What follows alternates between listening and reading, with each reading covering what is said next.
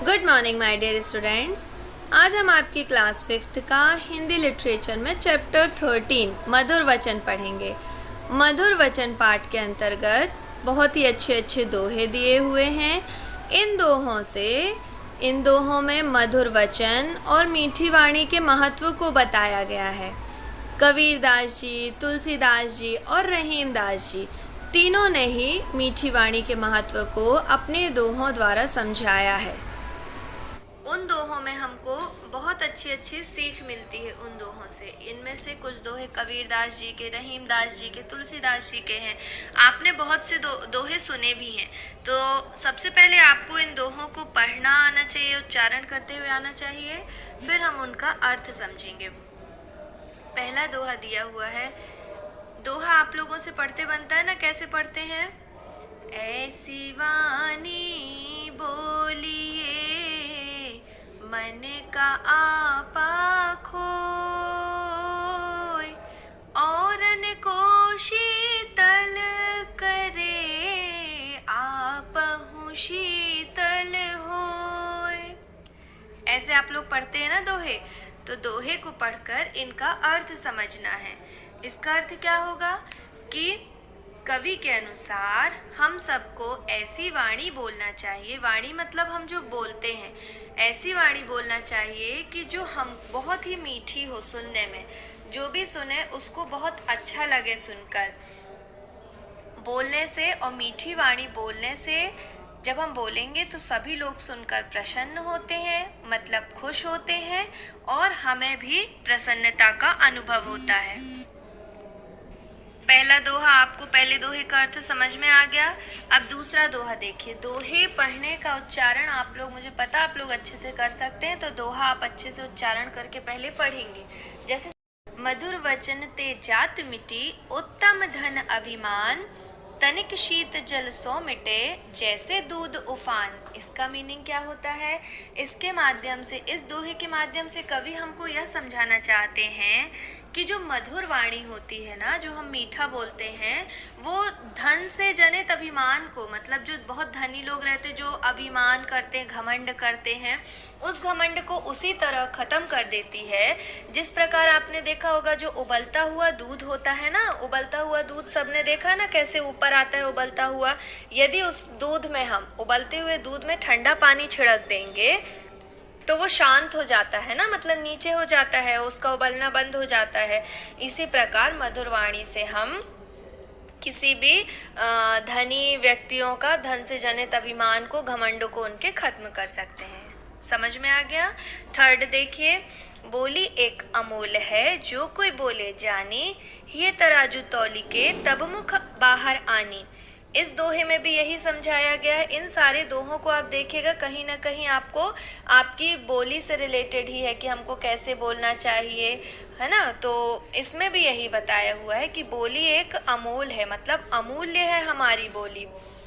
इसीलिए हमको हमेशा सोच समझ कर ही बोलना चाहिए। कुछ लोग होते हैं ना जो बिना सोचे समझे कुछ भी बोल देते हैं, फिर बाद में पछताते रहते हैं। इसीलिए हमको इसमें जो दिया है ना, ये तराजू तौली के, तो हम तराजू से तौलेंगे तो नहीं, लेकिन उसका मतलब ये है कि सोच समझ कर बोलना, मतलब तराजू से तोल कर ही बोलना होता है। कि हम जब भी बोलें ऐसा बोलें कि किसी को बुरा ना लगे, सोच समझ कर बोलें। अब फोर्थ देखिए। मधुर वचन है औषधि, कटुक वचन है तीर, स्वप्न द्वार हवै संचरे, साले शकल शरीर। मतलब इसमें ये बताया हुआ है कि जो हमारे मधुर वचन होते हैं, जो हम जैसे भी बोलते हैं, तो वो औषधि मीन्स दवा के समान होती है। और जो हमारे कड़वे वचन होते हैं, जो हम कड़वे वचन बोलते हैं ना, जो अच्छे नहीं होते सुनने में, सुनने वाले को भी अच्छे नहीं लगते, वो विष मतलब जहर के समान होते हैं। उनको जहर के समान बताया गया है। तुलसी मीठे वचन ते सुख उपजत और, वशीकरण एक मंत्र है, परिहरु वचन कठोर। मतलब मीठे वचनों से क्या होता है? मीठे वचनों से तुलसीदास जी का दोहा है ये। तुलसीदास जी कहते हैं इस दोहे के माध्यम से कि मीठे वचनों से सब तरफ सुख आता है। हर तरफ हम देखेंगे कि सुख ही सुख होगा। मीठे वचन से, यहाँ तक कि मीठे वचनों से हम किसी को अपने वश में भी कर सकते हैं। मतलब वशीकरण एक मंत्र है। कठोर बोलेंगे तो हमसे सब बुरा मानेंगे, हमारी कोई बात भी नहीं सुनेगा, लेकिन मीठा बोलकर हम लोगों से अपनी बात को मनवा सकते हैं। खीरा सिर ते काटिए मलिन लोन लगाए, रहीमन करुवेर मुखन को चाहिए यही सजाए। रहीमन मीन्स ये रहीम दास जी का दोहा है। इसमें रहीम दास जी ने बताया है कि जो खीरा होता है ना, हम खाते हैं, खीरे के माध्यम से कड़वी बोले जाने वाले को भी दंड मिलना चाहिए। जो खीरे के माध्यम से कड़वा बोलते हैं, कि मतलब मीठा बोलने के द्वारा वो ऐसा दिखाएंगे कि हम बहुत मीठा बोल रहे हैं, लेकिन वो कड़वा बोलते रहते हैं, उनको भी दंड मिलना चाहिए, जिससे वो ऐसा दोबारा ना करें। ये रहीमदास जी ने समझाया है। अब देखिए नेक्स्ट, अति का भला न बोलना, अति की भली न चूप, अति का भला न बरसना, अति की भली न धूप। इसको आप सब जानते हैं ना, इसको आप सब ने पढ़ा है कि बता सकते हैं आप लोग कि इस दोहे के माध्यम से हमें यह पता चल रहा है कि हमको कभी भी अधिक नहीं बोलना चाहिए। अति का भला ना बोलना मतलब ना अधिक बोलना चाहिए। अति की भली ना चुप मतलब हमको ज़्यादा अधिक चुप भी नहीं रहना चाहिए। क्यों? क्योंकि अधिकता हर समय दुखदाई होती है। किसी भी चीज़ की अति हमेशा दुखदाई होती है, इसीलिए हमको हर चीज़ लिमिटेड करना चाहिए, है ना। साच बराबर तप नहीं, झूठ बराबर पाप, जाके हृदय साच है ताके हृदय आप। मतलब सच के समान कोई दूसरी तपस्या नहीं होती और झूठ के समान कोई दूसरा पाप नहीं होता। मतलब इस दोहे के माध्यम से झूठ बोलने वाले को पापी बताया गया है, कि जो झूठ बोलता है वो पाप करता है।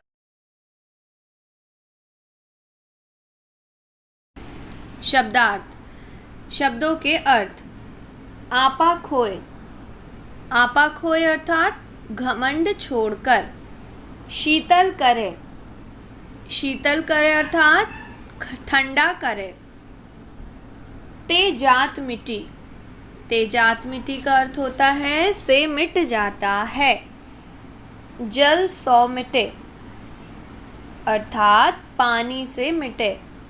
बोले जान, जानकर बोलें। परिहरू का अर्थ होता है त्याग दो, छोड़ दो। ताके हृदय आप अर्थात उसके हृदय में ईश्वर। श्रवण द्वार हवै संचरय का अर्थ होता है कान के दरवाजे से जाता है। औरन को, औरन को का अर्थ होता है औरों को या दूसरों को। आपहु, आपहु का अर्थ होता है स्वयं ही या स्वयं भी, खुद भी। खुद के लिए हम आपहु यूज़ करते हैं। उत्तम धन अभिमान अर्थात बहुत अधिक धन का घमंड। ही तराजू, हृदय रूपी तराजू। करवे मुखन को, कठोर बोलने वाले मुंहों को। कटुक वचन है तीर अर्थात कठोर बोली जो होती है वो तीर के समान कष्टदायक होती है। साले सकल शरीर, पूरे शरीर को कष्ट होता है, पूरे शरीर को कष्ट देता है। बोध और सराहना। मौखिक प्रश्न। पहला प्रश्न है, मधुर वचन से क्या मिट जाता है? तो इसके उत्तर में हम लिखेंगे मधुर वचन से धन का अभिमान मिट जाता है। मधुर वचन से धन का अभिमान मतलब धन का घमंड। जो लोगों को घमंड होता है, यदि वो अच्छा मधुर वचन बोलते हैं तो उससे उनका ये घमंड अभिमान मिट जाता है। क्वेश्चन नंबर सेकंड, रहीम जी ने खीरे का उदाहरण क्यों दिया है?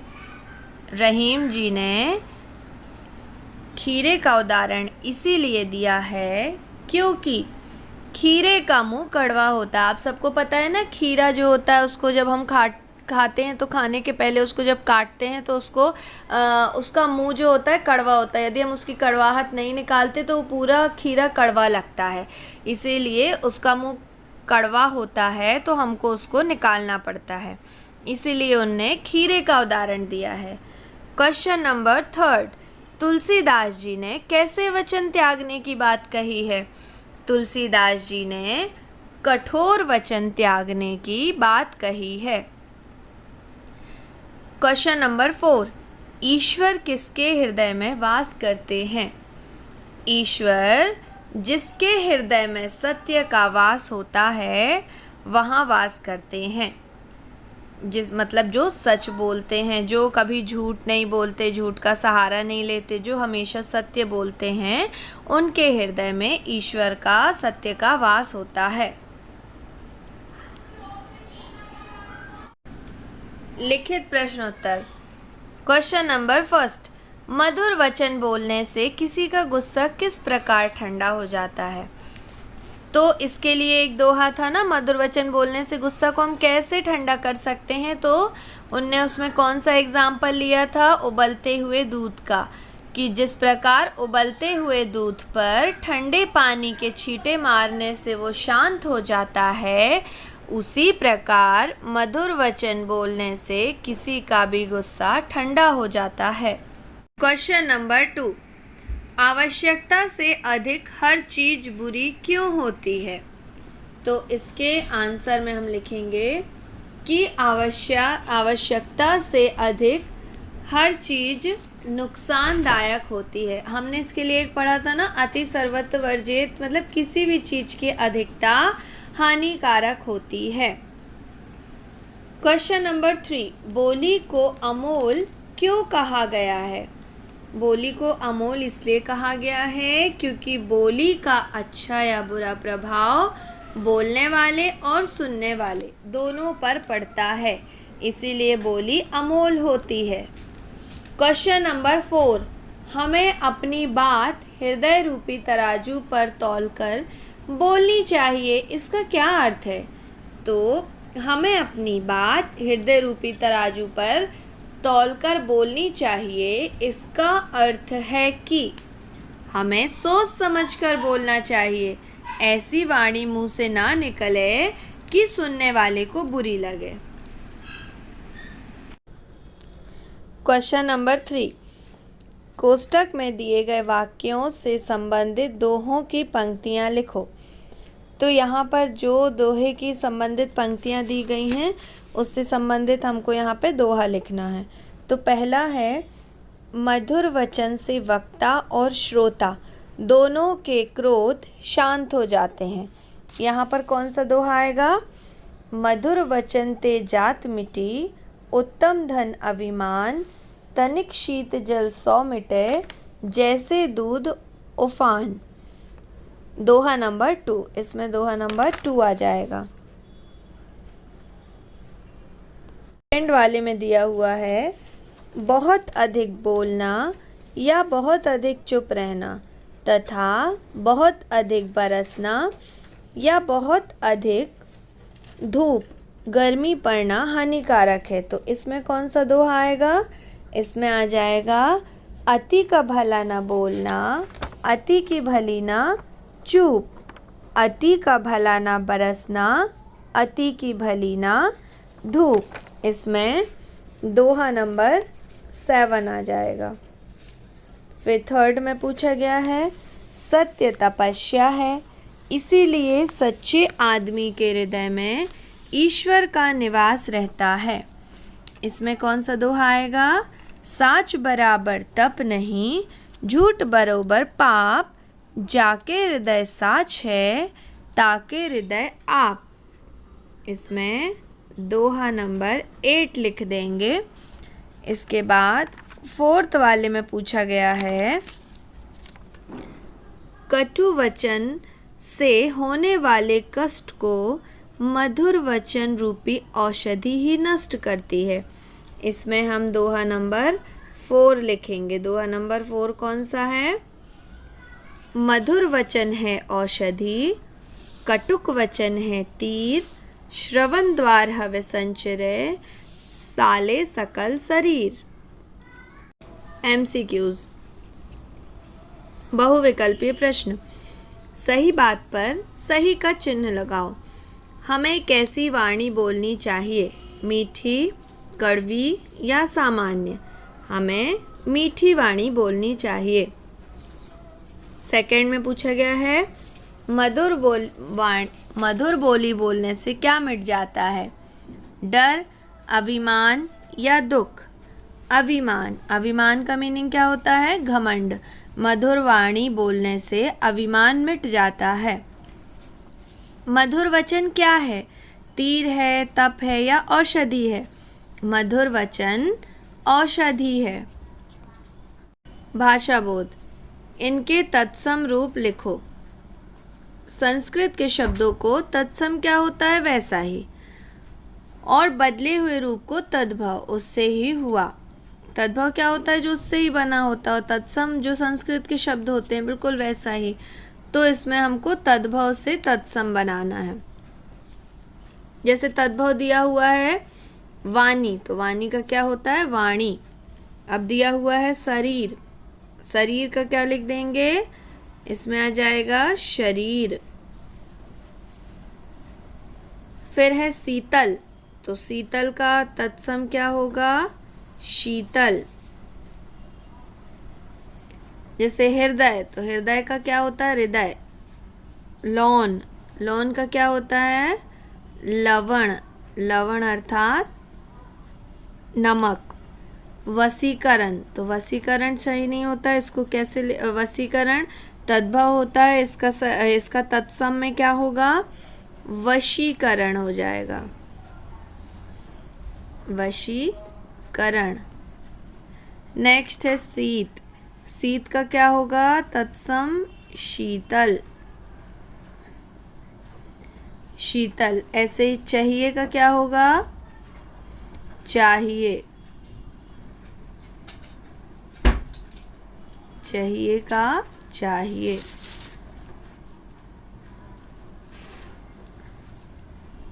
MCQs। बहुविकल्पी प्रश्न। जो युग्म विशेषण विशेष्य नहीं है उस पर सही का चिन्ह लगाना है। विशेषण और विशेष्य क्या होता है ये आप सब लोग जानते हैं। विशेषण जिनकी विशेषता बताई जाए, और उनकी विशेषता, विशेष्य क्या होते हैं, उनकी विशेषता किस चीज़ के लिए बताई जा रही है ना। जो विशेषण की भी विशेषता बताए वो विशेष्य होता है।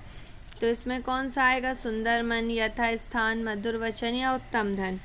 तो विशेषण विशेष्य कौन सा नहीं है, यथा स्थान नहीं है। सुंदर मन, मधुर वचन, उत्तम धन, ये सब युग्म विशेषण विशेष्य के हैं। सेकंड है शीतल जल, अनमोल वाणी, दूध, सफ़ेद दूध या साँच बराबर? तो इसमें आएगा साँच बराबर, ये युग्म विशेषण विशेष्य नहीं है। अब नेक्स्ट आएगा कटुक वचन, कड़वी दवा, ठंडा करो या सारा शरीर? तो इसमें कौन सा आएगा, इसमें आएगा ठंडा करो।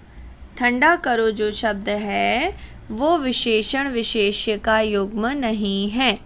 छोड़ दो मीठे वचन, एक मंत्र, कठोर वचन, इनमें छोड़ दो, विशेषण विशेष्य का युग्म नहीं है। नेक्स्ट है कड़वी बात, किसका हृदय, मीठी वाणी, सुंदर मुख? तो किसका हृदय विशेषण विशेष्य का युग्म नहीं है।